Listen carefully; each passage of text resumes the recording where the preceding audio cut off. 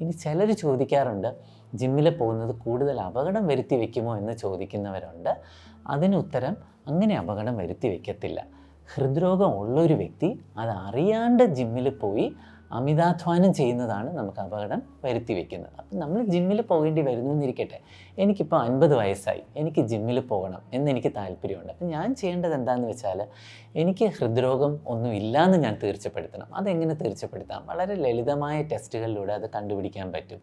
ECG എടുത്തൊന്ന് നോക്കുക, echo cardiogram ചെയ്ത് നോക്കാം, നടത്തി നോക്കുന്ന ഒരു ടെസ്റ്റ് ഉണ്ടല്ലോ, ട്രെഡ്മിൽ ടെസ്റ്റ് എന്നുള്ള ടെസ്റ്റ്.